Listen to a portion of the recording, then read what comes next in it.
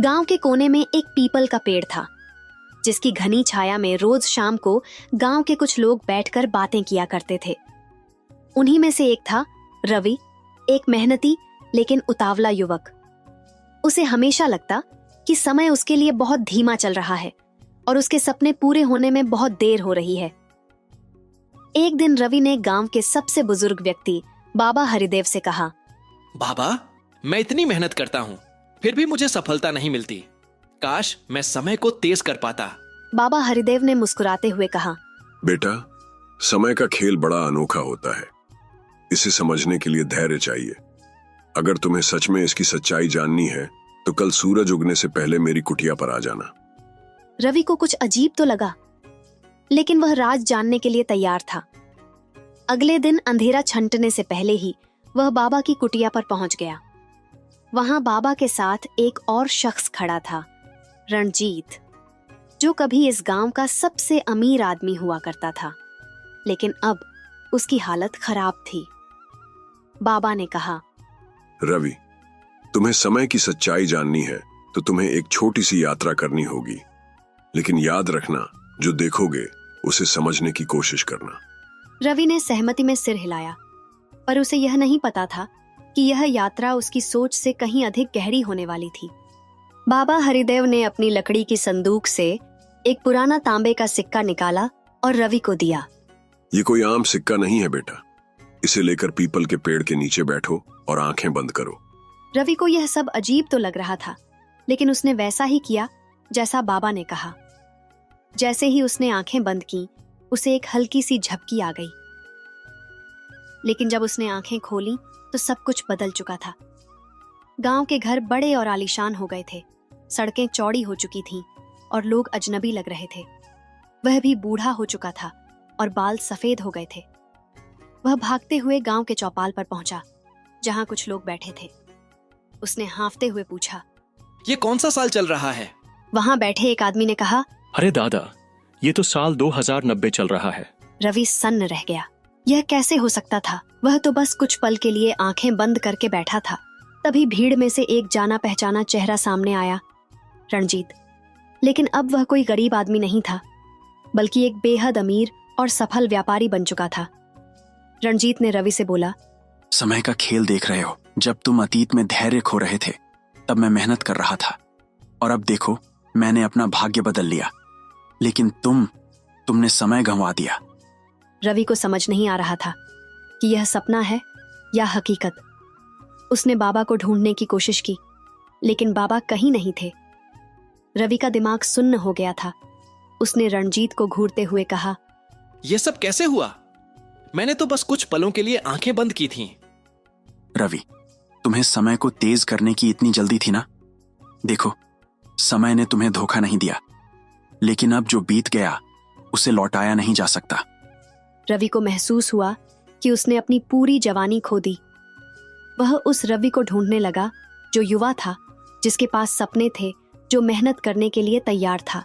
गांव में चलते हुए उसने देखा कि उसके कई पुराने साथी अब सफल हो चुके थे। कुछ ने अपने छोटे छोटे धंधे शुरू किए थे, तो कुछ शहर जाकर बड़े आदमी बन गए थे। लेकिन वह वहीं का वहीं रह गया था। बस समय ने उसकी जवानी छीन ली थी। हैरान परेशान रवि पीपल के पेड़ के पास पहुंचा और वहीं तांबे का सिक्का जमीन पर गिरा दिया। अचानक एक जोरदार हवा चली और उसकी आंखें अपने आप बंद हो गईं। फिर से उसी पीपल के पेड़ के नीचे बैठा था, युवा, जोश से भरा। वही गांव, वही लोग। मैं वापस आ गया। रवि ने चौंक कर अपने हाथों को देखा। वे फिर से मजबूत और जवान थे। उसने राहत की सांस ली। वह तुरंत बाबा हरिदेव की कुटिया की ओर दौड़ा। बाबा, मैंने सब देख लिया। मैं जान गया कि समय का खेल क्या है। बाबा मुस्कुराए और बोले, तो अब बताओ, तुम क्या करोगे? अब मैं धैर्य रखूंगा, मेहनत करूंगा और समय को दोष देने के बजाय उसका सही उपयोग करूंगा। अब मुझे किसी जादू की जरूरत नहीं। अब मैं खुद अपनी किस्मत लिखूंगा। बाबा ने सिर हिलाया। यही तो समय का सबसे बड़ा खेल है बेटा। अगर इसे समझ लिया तो जीवन संवर जाएगा। रवि अब पूरी तरह बदल चुका था। अब वह हर दिन मेहनत करता, बिना समय की शिकायत किए। वह गांव में एक छोटा सा व्यवसाय शुरू करने की योजना बना रहा था। एक दिन गांव में एक व्यापारी आया जिसका नाम विष्णुलाल था। वह शहर से आया था और उसने गांव वालों को एक नया अवसर देने का वादा किया। अगर आप सब मेरे साथ काम करें तो मैं आप सबको जल्दी अमीर बना सकता हूँ, वह भी बिना ज्यादा मेहनत के। गांव के कई लोग उसकी बातों में आ गए, लेकिन रवि अब सतर्क था। उसने रणजीत का उदाहरण देखा था, जिसने धैर्य से मेहनत करके सफलता पाई थी। उसे बाबा हरिदेव की सीख याद आई, जो चीज जल्दी मिलती है वो जल्दी चली भी जाती है। रवि ने विष्णुलाल से पूछा, अगर ये इतना अच्छा अवसर है तो तुम खुद अमीर होकर यहाँ क्यों आए हो? विष्णुलाल थोड़ा हिचकिचाया और फिर बोला, मैं अमीर हूँ, लेकिन मैं और भी ज्यादा कमाना चाहता हूँ। रवि को शक हो गया था। उसने गांव वालों को समझाने की कोशिश की। सफलता का कोई शॉर्टकट नहीं होता। समय को धोखा देने की कोशिश मत करो, वरना वही तुम्हें धोखा दे देगा। लेकिन कुछ लोगों ने उसकी बात नहीं मानी और विष्णुलाल के साथ चले गए और जल्दी अमीर बनने का सपना देखने लगे। सुबह का समय था। अमन अपने कंधे पर कुल्हाड़ी टांगे घर से लकड़ियां लेने के लिए निकल रहा था कि तभी उसकी पत्नी बोली, रुको अमन, तुम रोज जंगल से लकड़ियां लेकर आते हो, लेकिन वो इतनी कम कीमत में बिकती हैं कि घर का गुजारा बड़ी मुश्किल से होता है। क्यों ना तुम कोई दूसरा काम शुरू कर दो। अरे माया, तुम तो जानती ही हो कि मैं एक लकड़हारा हूँ और मुझे और कोई काम नहीं आता। अब ये सच है कि कुछ समय के लिए अच्छे दाम नहीं मिल रहे, पर भगवान पर भरोसा रखो, सब ठीक हो जाएगा। अरे तुम इतना क्यों सोच रही हो? इतनी चिंता ना करो। इतना कहकर अमन वहाँ से निकल गया। आसमान में हल्का सा उजाला था और हवा में ठंडक। वो जंगल की ओर तेज कदमों से बढ़ रहा था। जंगल पहुंचकर अमन ने एक पेड़ के पास जाके देखा और फिर कुल्हाड़ी उठाई। जैसे ही पहली बार के लिए हाथ उठाया, उसे अपनी पत्नी माया की कही बात याद आ गई। अरे हाँ, कभी कभी तो वाकई में लगता है कि माया सही कहती है। शायद अब कोई और काम शुरू कर ही लेना चाहिए।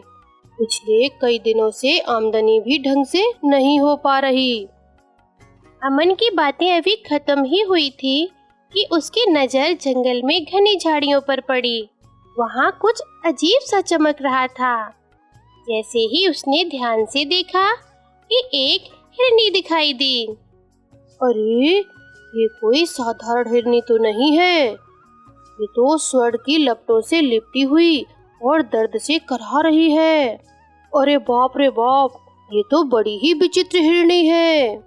सच में जैसे सोने की बनी हो, और लगता है कि ये गर्भवती भी है। अमन का मन डोल गया और वो सोच में पड़ गया कि अगर इसे किसी व्यापारी को बेचें तो अच्छे दाम मिलेंगे और फिर शायद गरीबी भी दूर हो जाए। अमन ने पास रखी कुल्हाड़ी और धीरे से हिरनी के पास गया। उसने ध्यान से देखा, फिर उसे सावधानी से उठाया और अपने घर की ओर लेकर चल पड़ा। घर पहुंचते ही अमन ने जैसे ही हिरनी को जमीन पे रखा, हे भगवान, ये क्या है? इतनी विचित्र सी हिरनी, ये क्या है? मैंने कभी नहीं देखी इतनी विचित्र सी हिरनी। ये कहाँ मिली है तुम्हें?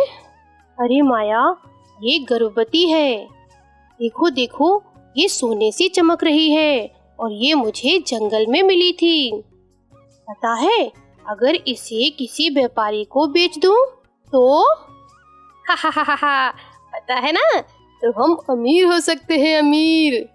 अरे अरे नहीं नहीं अमन, मुझे अच्छा नहीं लग रहा है। एक तो ये बहुत विचित्र लग रही है और ऊपर से गर्भवती भी है। पता नहीं, क्या जाने कि ये कौन है। अरे बकवास मत करो माया, मुझे इससे कोई मतलब नहीं कि ये कौन है, क्या है और क्या नहीं है। अरे भाई, मुझे तो अपनी गरीबी मिटानी है, ठीक है ना माया?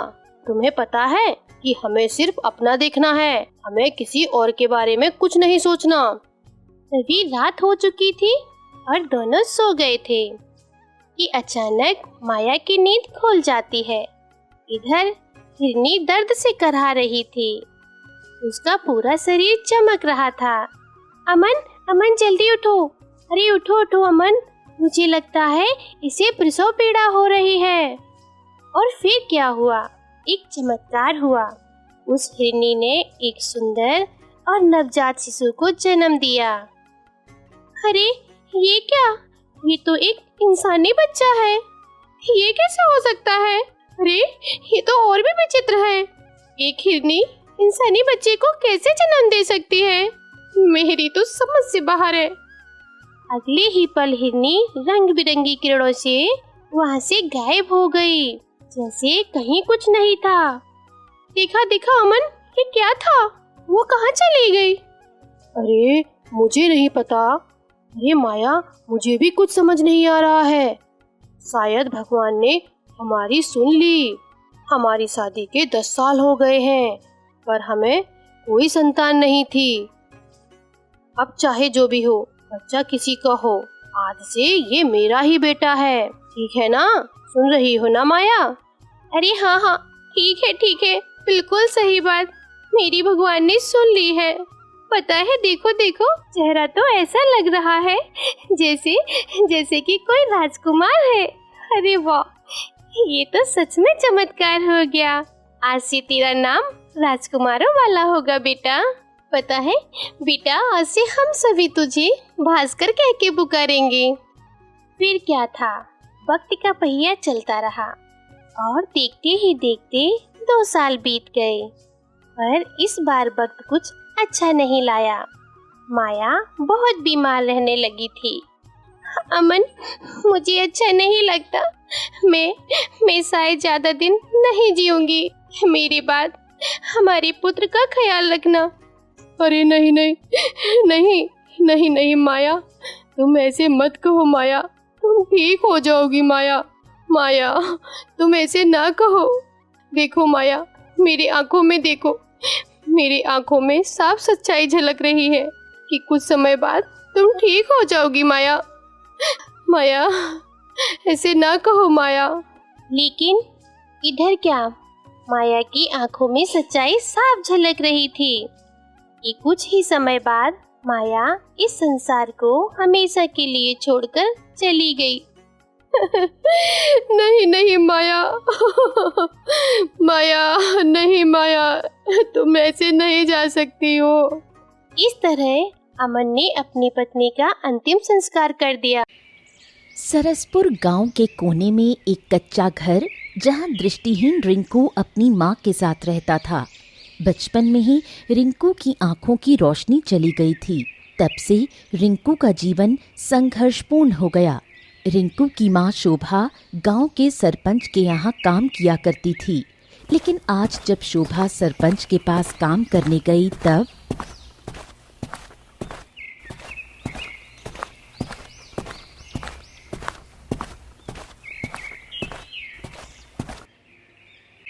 सरपंच जी, आज कहाँ से काम शुरू करूं?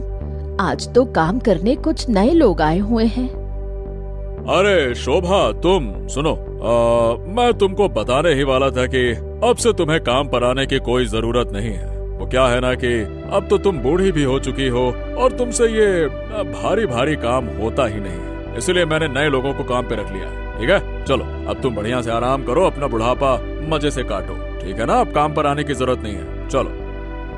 लेकिन सरपंच जी, आप ऐसा कैसे कर सकते हैं? आप तो जानते हैं ना, हमारे पास इस काम के अलावा और कोई काम नहीं है।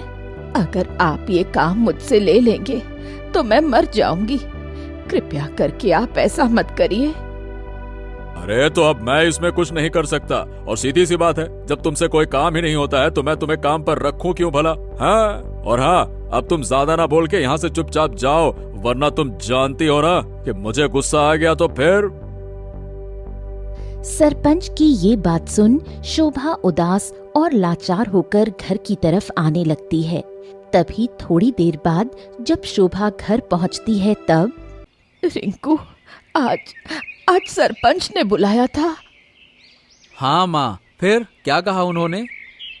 उन्होंने कहा कि उन्हें मेरी जरूरत नहीं। क्या? लेकिन क्यों माँ? तुमने तो हमेशा अपनी जी जान लगाकर काम किया है, फिर? कहते हैं उनके घर पर काम करने के लिए अब और भी औरतें हैं, जवान औरतें। मैं तो अब बूढ़ी हो गई हूँ। ये तो बहुत बुरा हुआ माँ। अब हम क्या करेंगे? मुझे नहीं पता बेटा, मुझे बिल्कुल नहीं पता। लेकिन तू चिंता ना कर, मैं कुछ ना कुछ कर लूंगी।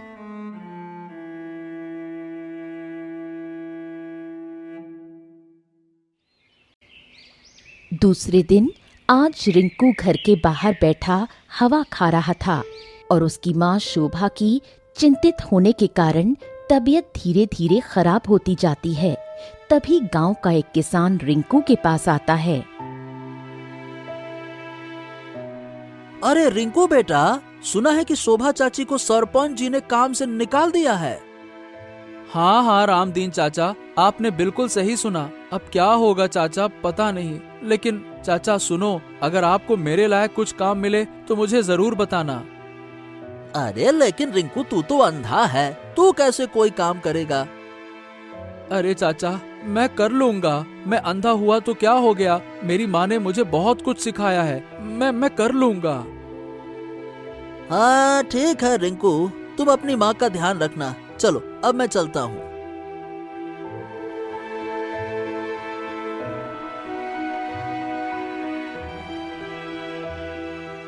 दिन बीतते जाते हैं, शोभा की तबीयत और बिगड़ती जाती है।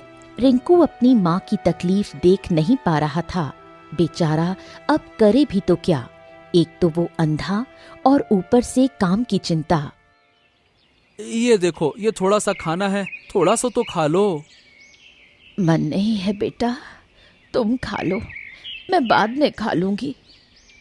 अब तुम नहीं खाओगी तो मैं भी नहीं खाऊंगा। माँ थोड़ा सा तो खा लो ना।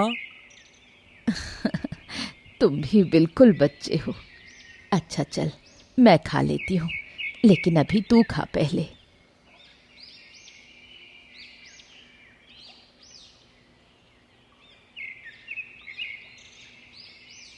ऐसे करते करते 2 दिन और बीत जाते हैं। एक रात चांद बादलों में छिपा हुआ था। कमरे में दीपक टिमटिमा रहा था। तभी शोभा की तबीयत और बिगड़ जाती है। रिंकू बेटा, इधर आओ जरा, धीरे धीरे। हाँ माँ, रुको, मैं अभी आया। रुको। बेटा, मैंने अपनी जिंदगी में बहुत दुख देखे, लेकिन तुम्हारी हंसी ने हमेशा मुझे हिम्मत दी। लेकिन अब बेटा, मुझे लगता है तुम्हें खुद से अपना रास्ता बनाना होगा।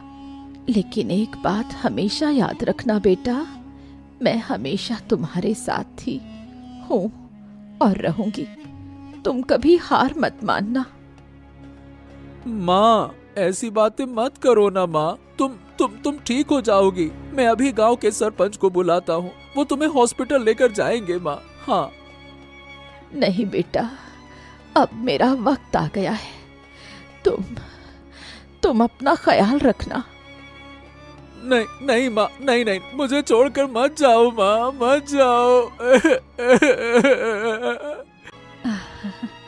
कभी हार मत मानना। अपनी शक्ति को हमेशा अपने साथ रखना, उसमें तुम्हारी माँ की दुआएं हैं। शोभा की पकड़ ढीली पड़ जाती है, उसकी सांसें थम जाती हैं और वो हमेशा के लिए रिंकू को छोड़कर चली जाती है। रिंकू शोभा से कोई जवाब न पाने की वजह से बहुत जोर से रोने लगा।